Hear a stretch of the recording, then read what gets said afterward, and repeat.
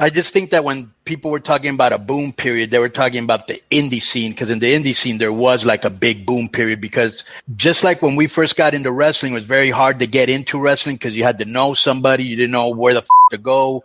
There, before, the promoters were all like boxing and wrestling and music promoters. They were actual promoters.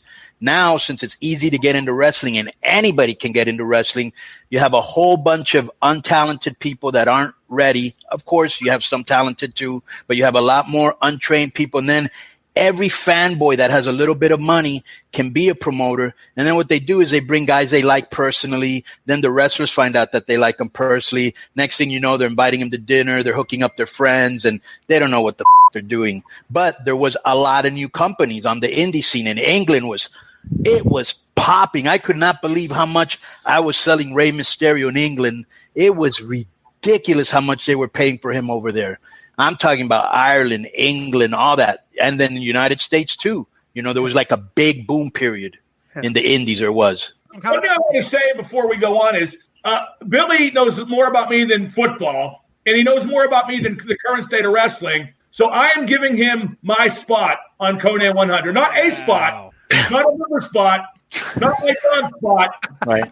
My spot. And if I had a styrofoam cooler, I would show it on air to show that Eddie Kingston's not the only guy who can rip off an old bit. Wow. I like how that all kind of came together. Shoot, that's great. Okay, so we're going to do football or what? No, we'll do that because I got an email. We'll do it. Yeah, we'll do football in the email. In the emails. All right. Because I haven't really looked at it or nothing. One last thing I want to say, I don't think I'm as down on AEW as you guys. I mean, I enjoy watching it, but the holes in the product, as have been described here, undeniable. And I still think the most insane thing they did was they, bring Kenny Omega in at some inflated salary, and they've done nothing but make him clearly mid-card since the minute the promotion opened. He's the one guy that had the potential to really take the roof off, and I don't know why they wouldn't do that.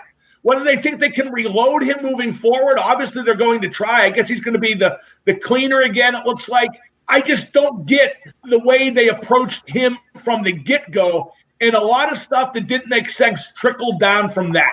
Right, and it just seems that same mistake they made with Kenny Omega, they made with Brody Lee, where they beat him immediately, and now they had to rehabilitate him by giving him the belt.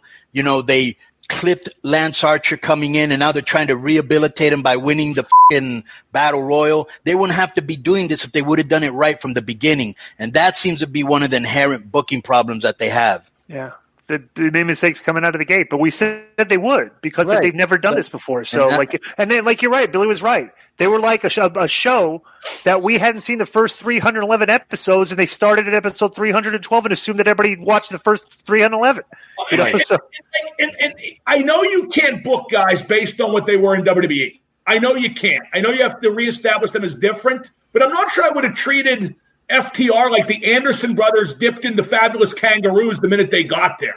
I'll tell you what, if they're trying to be heels by irritating me, they're doing an absolute tremendous job, because every interview they do with the blogs and podcasts, it's, well, here's how you do this. Here's how you do that. This is what the art of tag team wrestling. Bro, tell me how to be in the middle of the card in New York, because that you did. Okay, that you can tell me how to do. The other stuff, prove it first. Plus, not only that, they got teams, and yes, they have connections in Mexico, but I think you'll agree with me when I make this point. They've really been devalued because they're really good. I mean, the Lucha Brothers don't mean shit right now. Yeah. LAX, Proud and Powerful, doesn't mean shit right now. I don't know how much you saw of Jack and Angelico and Lucha Underground, but those guys are studs, and Jack can cut a fucking promo. They're super entertaining. You never see them on the show.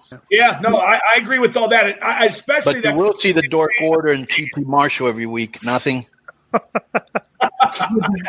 thing is, though, it's not about being down on it, because I have to watch it anyway, so I'd rather watch something that was better and easier to watch. So it's not a case of like trying to look for things. But the thing is that when you're talking about these mistakes and you're saying they're going to make these mistakes, I don't think that these are things that you need to learn from. I think it's very, very basic. When you start a pay-per-view, like, you don't need to be in the business and have 10 years background to know that you don't start the show with a cinematic match, especially when you have match after match after match after match that's all going to go 20 minutes with all these near falls and everything.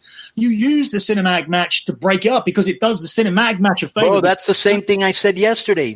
Same thing I said yesterday. Because you're hurting the cinematic match by making it the opener, and you're hurting the card by making it the opener. Whereas the card benefits from a cinematic match being in the middle, and the cinematic match does too. And this is why we have cinematic matches. This is why we have segments. This is why we have people like Goldberg who come out there and you can win a match in 2 minutes because it's completely different from everything else. It's there to break the card up. That's how WWE used to use Finn Balor, the Demon character, on all the SummerSlams that he did, because his 2-minute match is different to everything and it breaks the card up. The structurization of the card, I don't really think that what Glenn said is right in terms of they need this period to learn from these mistakes. That's true, but it isn't true about the mistakes they're making. These are really, really basic mistakes that they're making. But nevertheless, they're making them, Billy. That's the problem.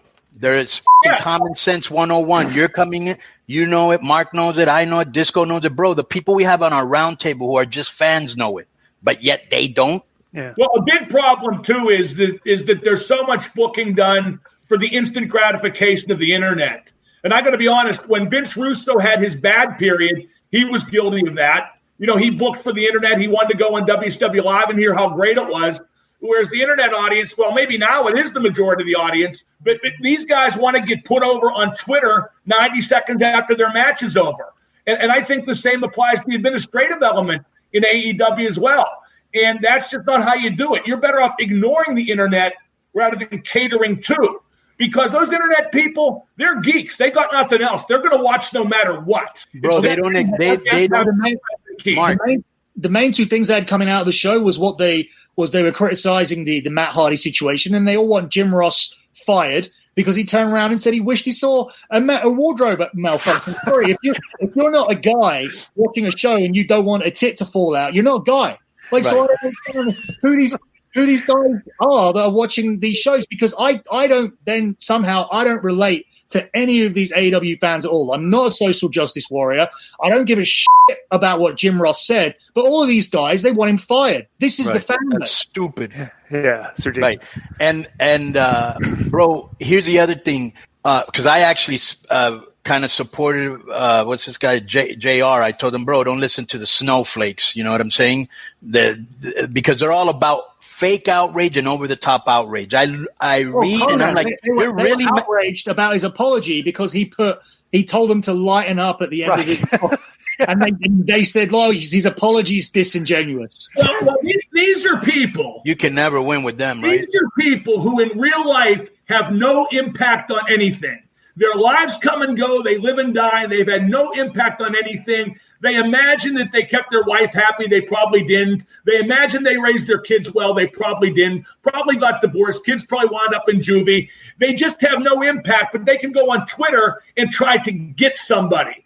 And as I got done saying just the other day on my show, because a local Pittsburgh radio broadcaster got fired for something she said, and what she said was regrettable, and I in no way endorse it, but I said, hey, you're done with her. Come and get me. Do whatever you can. Do your best. Come and get me, because all you're telling me is that I mean something and you don't. And you want to prove you mean something by getting me, but it's not that simple. But Mark, here's the thing.